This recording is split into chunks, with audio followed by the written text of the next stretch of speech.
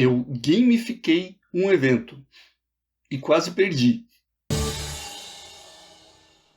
Boas-vindas ao Indiana Jones, o meu quadro de jogos indies. Hoje eu não estou trazendo análise de jogo e sim mais uma cobertura de evento, no caso a Gamescom Latam, que aconteceu em São Paulo no mês de maio. Esse evento inclui o Big Festival, um dos maiores festivais de jogos independentes do mundo, onde vários indies vão lá para mostrar os seus projetos e também participar de uma cerimônia de premiação com várias categorias. Nas outras coberturas que eu fiz, eu só ia de jogo em jogo, conhecendo um pouco de cada um e resumindo eles aqui para vocês, mas dessa vez eu fiz algo diferente. Uma caça ao tesouro.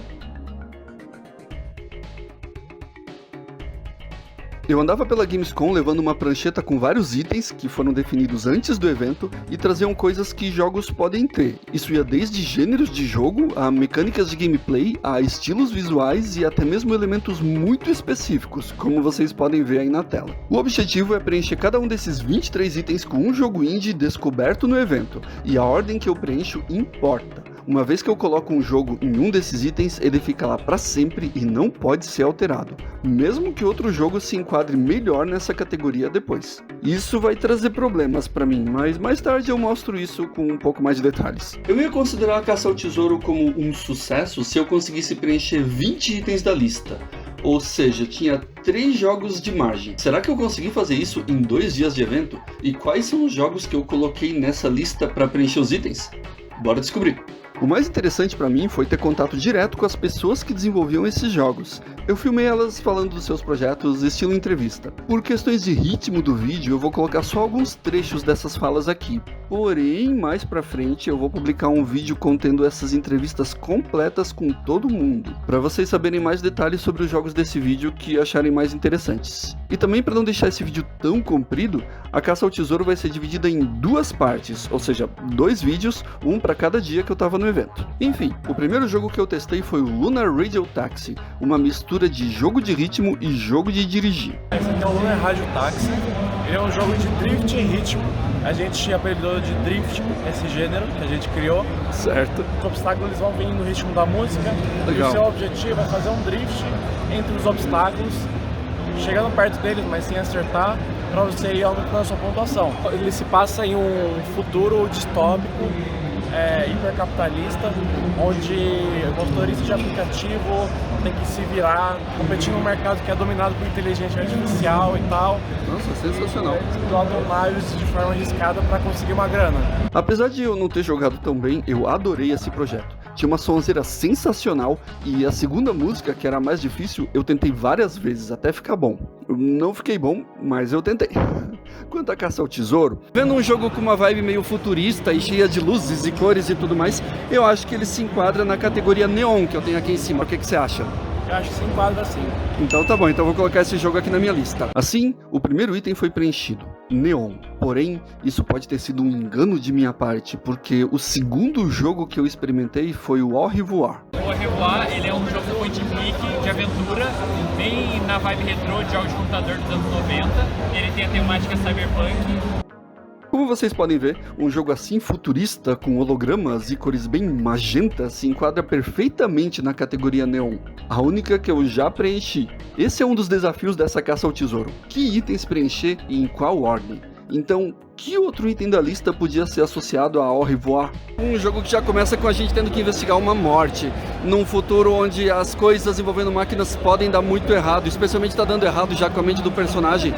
Dá pra dizer que esse jogo tem uma temática cabreira, uma temática meio complexa, uma temática meio... Daria sim pra dizer. Daria pra dizer? Retrato dessa temática, justamente como você falou, né? Esse cérebro sintético, problemas possíveis limites e como isso afeta na vida. Tem esse questionamento que fica sempre por trás. O que é a vida de verdade, se há a consciência, se não é. Todo esse questionamento que acaba ficando sempre no ar. Então eu consideraria cabreiro sim. Ok, segundo item preenchido, temática cabreira, ou inquietante, ou pavorosa. Pode escolher a palavra que preferir para definir essa vibe. Eu escolhi cabreira. O problema agora é que tinha muitos jogos nesse evento que são cabreiros. Cada um por um motivo diferente, como vocês vão ver mais pra frente. Dava pra fazer uma lista só com eles, mas eu devo preencher apenas um nesse item. Então, quando eu ver mais jogos meio assustadores, o esquema vai ser tentar encaixar eles em outros itens. como o Exílio de Si, terceiro jogo que eu conheci e que daria para entrar na categoria cabreira. O Exílio de Si é um jogo de exploração e narrativa, onde você controla uma pessoa que está tentando escapar do país e vai ter que se livrar de tudo que indica quem ela é para poder passar pela fronteira sem ser identificada. O visual e a exploração me lembraram vários games de aventura, porém esse objetivo de você apagar quem é me chamou muito a atenção.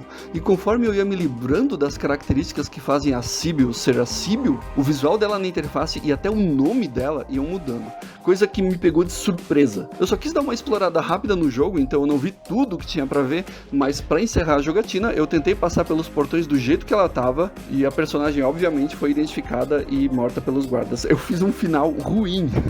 E deixa eu dar os parabéns pra narrativa do jogo, que é muito detalhada e inquietante. Quem gosta de jogos com história, fica de olho nesse aí. E eu já ia me esquecendo da caça ao tesouro, né? Eu acho que uma categoria muito boa e muito forte pra se enquadrar aqui na minha caça ao tesouro seria a protagonista feminina. Que a protagonista não apenas é forte, como ela tá passando por muita coisa e ela tem que resolver isso. Infelizmente, cortando boa parte da humanidade dela para poder passar por ali, mas ainda assim uma protagonista feminina, e o fato dela ser feminina conta pra história. Protagonista feminina, um item muito importante e que representa bem esse jogo. Mas agora vem algo que é bem a minha praia, um roguelite, Shard Squad. O Shard Squad é chamado esse jogo. Ele é uma mistura de Vampire Survivors, Pokémon. A gente pegou essa parada dos bichinhos fofinhos e elementais e trouxe o estilo de jogo do Vampire Survivors. Mistura de Vampire Survivors e Pokémon eu quero pra já. Esse eu obviamente coloquei na primeira categoria que tinha que ter nessa lista, roguelites. Já que a lista é minha, né? Tinha até recompensa pra quem jogava melhor aqui no evento, mas eu morri rápido e não consegui. Fazer o quê? O próximo jogo eu já conhecia antes mesmo de ver ele aqui no evento das internets, o Hitmania. É um ritmo rap brasileiro que vai pegar esse gênero tão tradicional, né, que a gente tá sentindo uma falta de jogos desse gênero, e tá fazendo um remix bem brasileiro, com música brasileira e situações do nosso cotidiano, pra trazer aí uma versão nova desse jogo pra gente. Eu adoro o Rhythm Heaven e tava demorando pra sair um novo. Aí esse pessoal decidiu fazer o seu próprio jogo no mesmo estilo, mas aqui no BRBR Rue Rue. Coisa sensacional e tal, mas... Pera, o que é aquilo ali? Tentando preencher essa prancheta com vários itens, um pra cada jogo. E se eu não me engano, ali nos itens de mudança tem um negócio que tem uma imagem de dinossauro. Tem uma almofadinha pro dinossauro. Tem uma almofadinha pro dinossauro. Então tá, porque tem um dos itens aqui que é justamente dinossauro. Então eu posso preencher esse item com Hitmania? Então tá bom. Muito obrigado, gente. E assim, de uma forma totalmente inesperada, eu preenchi o item mais legal da lista. Afinal, tudo fica mais legal com dinossauros. Até mesmo um jogo que já é baita, como o Hitmania. Em seguida eu conheci o Ecos da Mata, um jogo focado em exploração e combate. Então, esse jogo aqui é o Ecos da Mata, é um jogo que se passa durante o Brasil, período colônia. Ele é inspirado no folclore brasileiro e a ideia dele é você jogar como a Ira, que é uma feiticeira, e ela tentando descobrir por que os animais estão assumindo uma forma corrompida. Então a ideia do jogo é você explorar, entender por que isso está acontecendo e curar os animais no meio do processo. Pelo que os desenvolvedores me falaram depois, o jogo é também um Metroidvania, então é pra essa categoria que ele vai. Eu não consegui ver elementos de Metroidvania durante o tempo que eu joguei, que não foi muito, mas eu vou confiar nos devs do jogo. Porém, se for pra garantir que esse item da lista tá preenchido, eu também encontrei na Gamescom um Metroidvania muito consagrado, o Animal Well. E caso vocês estejam se perguntando o que Animal Well tá fazendo aqui, isso eu vou ter que explicar mais tarde. Mudando de assunto, dois itens da lista não são jogos e sim cosplays. Tinha muito cosplayer no evento, gente bem talentosa, mas assim como os outros itens da lista, eu tava procurando algo mais específico. Uma das coisas específicas que eu tava procurando era um cosplay inusitado. E eu acho que poucas coisas que eu vi lá podem ser mais inusitadas do que... Contemplem o mago! O Patolino Mago, no caso. Detalhe que eu tava usando as minhas meias de Patolino com calças de shopping. Quando eu mostrei pro cosplayer, ele ficou mó felizão. Outro item era cosplay de jogo de Agile. E aí eu encontrei esse que eu vou mostrar agora pra vocês, que além de ser jogo de Agile, também pode ser considerado bem inusitado. Um cosplay de Balatro, e não era um Coringa qualquer, era o Blueprint, um dos mais apelões do jogo, que imita a habilidade do Coringa à direita dele, tanto que na foto ele se posicionou à minha esquerda, isso que é interpretar o personagem. Mas talvez há quem pense que Balatro não seja considerado tanto jogo de Agile assim, apesar de ser roguelite. por causa das coisas que eu falei na minha análise. Se você não assistiu, fica aí o convite para assistir. Beleza, então, no outro dia eu encontrei nada mais, nada menos do que cosplay de Zagreu, de Hades. O meu jogo favorito. Não tem como questionar que isso é jogo de agile. Saca só os detalhes, tem a ombreira do Cérbero, a coroa de louros e até os pés de fogo. Mas o melhor é que é a mesma pessoa de ontem. Então, Jack, valeu por me ajudar a preencher esse item da minha lista 2 vezes. E parabéns pelos cosplays. Em outro ponto do evento, tinha os meus conterrâneos da SC Games, trazendo vários projetos. Alguns, inclusive, eu já conheci em outro evento, o Passeio Geek. Então, se você tiver interesse em conhecer mais jogos criados em Santa Catarina, dá uma olhada nesse outro vídeo depois, link tá na descrição. Porém, eu não podia preencher a lista com jogos que eu já fiz cobertura aqui no canal, afinal a ideia é conhecer coisa nova, como o Backyard Adventures. Nosso jogo, o Backyard Adventures, é um projeto que começou desde o ano passado, ele começou tendo uma ideia e hoje em dia é outra, né? Nosso jogo tem uma inspiração ali nos Gunprishes, Fall Guys, Story Animals, e conta com personagens em Ragdoll, onde você pode chutar, agarrar power-ups, toda a parte caótica, né, desses jogos, só que agora com regras de jogo, que são inspiradas nas brincadeiras da nossa infância. Atualmente nós estamos disponibilizando o primeiro modo de jogo, que é o Queimada, né? Então o jogador, além de atrapalhar todos os seus adversários, ele tem que pegar a bola e eliminar eles. Deixa eu perguntar uma coisa, todos os jogos são competitivos ou tem jogos que dá pra jogar em time? Alguns jogos você pode jogar em time. Certo. Vai depender vai depender do modo de jogo no caso da brincadeira. Então, alguns exemplos vão ser pique-bandeira, cabo de guerra em time. Né? E todos eles vão ter a base de queimada. Então, o cabo de guerra, os times terão que puxar a corda, só que alguns jogadores dos outros times vão ter que pegar a bola e atrapalhar um ou outro. Legal. Então dá pra dizer que o jogo tem multiplayer cooperativo. Sim. Tchanãs, item riscado da lista. O próximo item é algo que devia ser fácil de preencher. Batalha por turno. Não deve ser difícil num evento com tantos jogos encontrar algum RPG com batalha por turno ou coisa assim, né? Então, foi difícil sim. Eu tive que procurar muita coisa para achar um jogo desse tipo. Eu até encontrei no evento exposto lá o Tupi, The Legend of Araribóia, que eu já mostrei em outro vídeo anterior, mas justamente porque eu já conhecia o jogo em outra cobertura de evento passada, eu não podia adicionar ele nessa caça ao tesouro. A regra é clara. Mas aí eu avistei o Frog. Esse aqui é o Frog, ele é uma mistura de Dandara, um jogo de navinha e feito por turno, e roguelike. Certo. Gosto dessa iniciativa, gosto dessas misturas, bora experimentar. Pode ver aí na tela, ó, Turn-Based. Você explora masmorras pulando de parede em parede, mecânica bem diferente e divertida. Esses saltos também servem para atacar os inimigos com a sua espada, que além disso pode ser arremessada. Mas tudo funciona por turno. Cada ação que você executa dura mais ou menos 1 segundo em tempo real, e daí você pode planejar os seus próximos movimentos, ver onde as magias dos inimigos estão indo e passar longe e essas coisas. Não é o que eu esperava preencher no item combate por turno, mas de uma forma bem incomum eu encontrei um jogo que se enquadra ali. Falando em coisas incomuns, Astersis. Esse jogo me chamou a atenção de longe porque lembra muito aqueles projetos experimentais muito únicos que você encontra mais em sites como o itch.io do que nos consoles ou na Steam. Meu nome é Gabriel Isen, esse é o Astersis, um jogo psicológico. Você joga com um mago adolescente que recebeu o poder de viajar entre espaço e tempo, e isso ele vai resolver alguns problemas.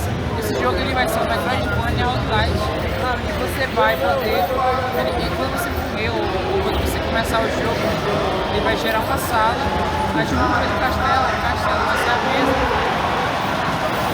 Né, pessoal? Tem alguma coisa muito tenebrosa acontecendo lá. Quando você começar a jogar, ele vai gerar o castelo e a estrutura do castelo não vai mudar, mas o interior das salas vai mudar, pode ser um bioma diferente, alguma coisa diferente. Depois de conversar com quem desenvolveu, chegamos à conclusão de que Astersis pode ser colocado no item Controles Diferentões, por causa do seu sistema de batalha. Como vocês estão vendo, Fora da Batalha é um jogo de exploração e plataforma, mas aqui dentro tem algo bem diferente que envolve correr para os lados, se abaixar, esquivar e encontrar brechas para atirar nos inimigos. E agora, quem aí curte um Tower Defense? Esse é o Beast vs Beast. Ele é um Tower Defense roguelike, onde você tem que derrotar as zumbelhas que invadiram todo esse mapa. Certo. Cada região ela tem sua própria mecânica. Cada abelha, rainha, ela tem uma mecânica diferente. Eu curto bastante Tower Defense, ainda mais com várias opções de personagens com habilidades diferentes, armas que podem receber upgrades durante a batalha e esse visual carismático cheio de abelhas tão fofas. Ei, pera lá, tem uma pergunta muito séria pra fazer. Você diria que as abelhas do seu jogo são fofas? Cara, eu diria. Então tá bom. E o último jogo que eu conheci nesse primeiro dia de Gamescom foi o Endless Tactics. Endless Tactics é um tático de turno, né? Só que em vez de ser linear e ter campanha como Advance Wars, Into the Breach, você joga mais tipos de Wargroove e tudo mais, ele segue o formato de horda, né? Horda infinita. Você minera uma companhia assim, espacial. Aí você seleciona um planeta, aí pode filmar aqui se quiser. Seleciona um planeta, escolhe a intensidade, que é tipo a escala da operação, né? Um mapa maior, mais difícil. E aí você entra no mundo procedural, tem as suas estações para defender, tudo mais, e os inimigos vão sempre direto para elas tentar destruí-las. E aí você vai defendendo, meio que vai medindo o risco quando você volta para casa.